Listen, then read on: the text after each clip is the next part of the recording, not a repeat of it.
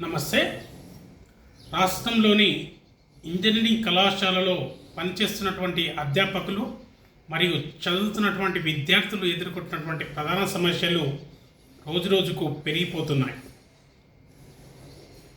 ప్రధానంగా అధ్యాపకుల సమస్యలు చూసినట్టయితే వారికి చెల్లించాల్సినటువంటి జీతాలు చెల్లించకుండా తప్పుడు అఫిడవిట్లను సమర్పించినటువంటి ఎంబీఎస్ఆర్ ఇంజనీరింగ్ కళాశాల టీఏఎఫ్ఆర్సికి తప్పుడు అఫిడవిట్లను సమర్పించి 1,43,800 రూపాయలను ఫీజు పెంచుకుంది.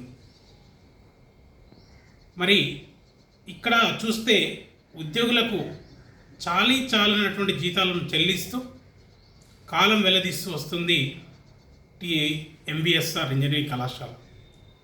అంతేకాకుండా కళాశాలలో పనిచేస్తున్నటువంటి ఉద్యోగులకు తెలంగాణ ఎడ్యుకేషన్ యాక్ట్ని అమలు చేయకుండా, ఉద్యోగ భద్రత కల్పించకుండా వారిని ఇష్టానుసారంగా తొలగించడం, మానసికంగా ఇబ్బంది పెట్టి ప్రెజర్ చేసి వారిని ఉద్యోగానికి రిజైన్ చేసే విధంగా మానసిక ఒత్తిడి తీసుకురావడం. దీని ద్వారా 2 నెలల్లోనే దాదాపు 70 నుంచి 80 మంది అధ్యాపకులు కళాశాల నుంచి వెళ్ళిపోయారని చెప్పేసి పనిచేస్తున్న ఉద్యోగులు కానీ మరియు వెళ్ళిపోయినటువంటి ఉద్యోగులు కానీ వాపోతున్నారు. మేము ఒకటే తెలియజేసేది, కళాశాల నిబంధనల ప్రకారంగా ఏదైతే తెలియజేశారో ఆ నిబంధనలను అమలు చేయండి. వాటిని అమలు చేయకుండా వారిని తొలగించడం ఎంతవరకు సబబు అని చెప్పేసి మేము అడుగుతున్నాం. అధ్యాపకులను మానసికంగా ఇబ్బంది పెట్టాలని చెప్పేసి ఎవరు చెప్పారు మీకు? వారిని ఎందుకు ఆ విధంగా చేస్తున్నారు? ఇవాళ ఆ కళాశాలకు అంత మంచి పేరు వచ్చిందంటే ఓన్లీ అధ్యాపకుల యొక్క బృందంతో మాత్రమే అని చెప్పేసి గుర్తు చేసుకోవాల్సినటువంటి బాధ్యత ఆ కళాశాల యజమాన్యానికి ఉంది. ఒకప్పుడు ఎంబీఎస్ఆర్ కళాశాల అంటే టాప్ 10లో ఉండేది. ప్రస్తుతం ఒక విద్యార్థికి మనం చెప్తామంటే లేదు, ఆ కళాశాల టాప్ 10లో లేదు, టాప్ 20లో కూడా లేదు అనే పరిస్థితికి వచ్చింది. అంటే ఎందుకు ఈ పరిస్థితికి వచ్చింది? ఒకసారి ఆత్మవిమర్శన చేసుకోవాల్సినటువంటి అవసరం ఎంబీఎస్ఆర్ కళాశాల యజమాన్యానికి ఉంది. ఇక అధ్యాపకుల క్యాడర్ రేషియో చూస్తే విద్యార్థులకు నాణ్యమైనటువంటి విద్య అందించాలని చెప్పేసి ఏఐసిటి యూజీసీ కొత్త రూల్ తీసుకొచ్చి క్యాడర్ రేషియో ఖచ్చితంగా అమలు చేయాలి కాలేజీలలో అని చెప్పేసి చెప్పింది. 1:2:4 ప్రకారంగా ఖచ్చితంగా అధ్యాపకులు ఉండాలని చెప్పేసి చెప్పింది. కానీ అది ఎక్కడ కూడా ఈ కళాశాలలో అమలు కావడం లేదు. దీనితోటి ఎంతోమంది విద్యార్థులు నాణ్యమైనటువంటి విద్యను, క్వాలిటీ ఎడ్యుకేషన్ని కోల్పోతున్నటువంటి పరిస్థితి రాష్ట్రంలో నెలకొంది. అంతేకాకుండా ఇవాళ ఉద్యోగులను ఉద్యోగ భద్రత కల్పించకుండా ఇష్టానుసారంగా టర్మినేషన్ చేయడం, చేయకుండానే వారిని ఉద్యోగం నుంచి తొలగించడం, రిజిగ్నేషన్స్ని ఒత్తిడి చేయడం ద్వారా, రిజైన్ చేయడం ద్వారా కొంతమంది అధ్యాపకులు వెళ్ళిపోవడం జరుగుతుంది. మరి ఎడ్యుకేషన్ యాక్ట్ 1982 చాప్టర్ 14 సెక్షన్ 79 ప్రకారంగా అధ్యాపకులకు ఏ విధమైనటువంటి నోటీసులు ఇచ్చారంటే ఎక్కడ కూడా నోటీసులు ఇవ్వడం లేదు. ఓన్లీ నోటి మాటలతోటే వారిని ఉద్యోగం నుంచి తొలగిస్తున్నటువంటి పరిస్థితి. అంతేకాకుండా విద్యార్థుల సమస్యలు వారిని తీవ్ర ఇబ్బందులకు గురి చేస్తున్నారని చెప్పేసి పిల్లల ఆవేదన చూస్తూ ఉంటే చాలా బాధేస్తుంది.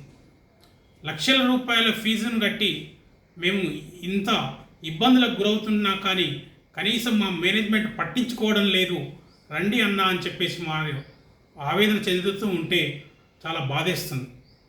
ఒకటే మేము తెలియజేసేది, విద్యార్థుల భవిష్యత్తు దృష్టి ఆలోచించాల్సినటువంటి బాధ్యత ఎంబీఎస్ఆర్ కళాశాల యజమాన్యానికి ఉంది. ఎక్కడ కూడా వారు విద్యార్థుల దృష్ట్యా కానీ అధ్యాపకుల దృష్ట్యా కానీ ఆలోచించడం లేదు. స్వార్థంగా ఆలోచిస్తున్నారు. కాబట్టి వాళ్ళ విద్యార్థులు యూనిటీగా కమిట్మెంట్ తోటి పనిచేస్తున్నారనేది స్పష్టంగా మాకు అర్థమవుతుంది. వారందరూ ఏకతాటిపైకి వచ్చి ఖచ్చితంగా మేము సపోర్ట్ చేస్తామన్నా మీకు రండి అని చెప్పేసి తెలియజేయడంతో ఈరోజు మేము ధర్నా కార్యక్రమానికి పిలుపునివ్వడం జరిగింది. ఒకటే మేము తెలియజేసేది, ఎంవిఎస్ఆర్ కాలేజ్ యాజమాన్యానికి విద్యార్థుల సమస్యలు ఏవైతే ఉన్నాయో వాళ్ళను ఒకసారి పాస్ చేయడం, మరొకసారి ఫెయిల్ చేయడం, ఆ ఫెయిల్ చేసినటువంటి విద్యార్థులు రీవాల్యుయేషన్ పెట్టుకుంటే పాస్ చేయడం, ఇవన్నీ కూడా సమస్యలు లేవనెత్తుతున్నటువంటి పరిస్థితి. అంతేకాకుండా మొదటి సంవత్సరంలో జాయిన్ అయిన పిల్లల దగ్గర కాలేజీకి టీఏఎఫ్ఆర్సి నిర్ణయించిన ఫీజు 1,43,800 రూపాయలు అయితే దాంట్లో అది కాకుండా అదనంగా 28,700 రూపాయలను వసూలు చేస్తున్నారు. దేనికోసం అంత ఫీజును వసూలు చేస్తున్నారు? ఎవరి కోసం అంత ఫీజు అదనంగా వసూలు చేస్తున్నారు? చెప్పాల్సినటువంటి బాధ్యత ఎంవిఎస్ఆర్ కాలేజ్ యాజమాన్యానికి ఉంది. ఇవాళ రాష్ట్ర ప్రభుత్వం కూడా స్పందించాల్సినటువంటి అవసరం ఉంది ఈ అదనంగా వసూలు చేస్తున్నటువంటిది. ఎందుకంటే రాష్ట్ర ప్రభుత్వం ఒక ఫీజును డిసైడ్ చేసి పోర్టల్లో పొందుపరిచి సీట్ అలాట్మెంట్ ఆర్డర్లో పర్టికులర్గా పొందుపరుస్తూ ఉంది. అది కాకుండా కళాశాలకు జాయిన్ అయ్యడం, ఫిజికల్ రిపోర్ట్ చేయమని వెళ్తున్నటువంటి తల్లిదండ్రులకు మీరు ఖచ్చితంగా ఇది పే చేస్తేనే మీ సీట్ ఉంటుంది అని భయభ్రాంతులకు గురి చేసే విధంగా చేస్తే తల్లిదండ్రులకు తెలియక వారు ఆ 28,700 రూపాయలు కట్టి అడ్మిషన్ తీసుకున్నటువంటి పరిస్థితి నెలకొంది. ఎక్కడి పరిస్థితి ఇది? ఎక్కడి దారుణం అండి ఇది? ఎవరు ఇచ్చారు ఇంత వసూలు చేయమని చెప్పేసి? ఎవరు చెప్పారు మీకు? ఒకసారి ఆలోచించుకోండి. చివరగా మేము తెలియజేసేది ఒకటే, విద్యార్థుల నుంచి అధిక ఫీజులు వసూలు చేయడం ఆపివేయాలి. ఒకవేళ తిరిగి తీసుకున్నటువంటి వాటికి వెంటనే తిరిగి ఇచ్చేయాలి. విద్యార్థుల సమస్యలు ఏవైతే ఉన్నాయో ఆ సమస్యల పట్ల స్పందించి ముందుకొచ్చి ఆ సమస్యలను పరిష్కారం చేయాలి. వారిని ఒక సెమిస్టర్ ఫెయిల్ చేసి మరో సెమిస్టర్లో పాస్ చేయడం అంటే విద్యార్థుల పరీక్షల్లో రాసే విధానంలో ఉండొచ్చు, కాదనడం లేదు. కానీ ఆ కళాశాలకు వచ్చేటువంటి విద్యార్థులందరూ కూడా మంచి నాలెడ్జ్ ఉన్నటువంటి విద్యార్థులు మాత్రమే వస్తారు. అలాంటి విద్యార్థులను మానసిక ఇబ్బందికి గురి చేసే విధంగా ఒకసారి ఫెయిల్ చేసి మళ్ళీ రీవాల్యుయేషన్ పెట్టుకుంటే మంచి మార్క్స్ పాస్ చేయడం ఎంతవరకు సబబు అని చెప్పేసి వారు కోరుతున్నటువంటి పరిస్థితి. కాబట్టి విద్యార్థుల సమస్యలను పరిష్కరించే బాధ్యత ఎంవిఎస్ఆర్ కాలేజ్ యాజమాన్యం తీసుకోవాల్సినటువంటి బాధ్యత ఉంది. అంతేకాకుండా ఎంప్లాయీస్ ఉద్యోగుల సమస్యలను ఏవైతే జీతం కానీ నెలవారీగా చెల్లించే జీతాలు చెల్లిస్తున్నారు, కాదనడం లేదు. కానీ వేతన సంఘ జీతాలను 7వ వేతన సంఘ జీతాలను అమలు చేసే విధంగా ప్రతి ఒక్క ఉద్యోగికి 7వ వేతన సంఘ జీతాలు చెల్లించే విధంగా చర్యలు తీసుకోవాలి.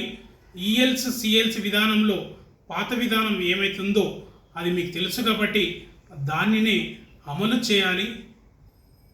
అదేవిధంగా ఫ్యాకల్టీ క్యాడర్ రేషియోని వెంటనే అమలు చేయాలి. నాణ్యమైనటువంటి విద్య అందే విధంగా చర్యలు తీసుకోవాలని చెప్పేసి యాజమాన్యానికి మేము తెలియజేస్తున్నాం.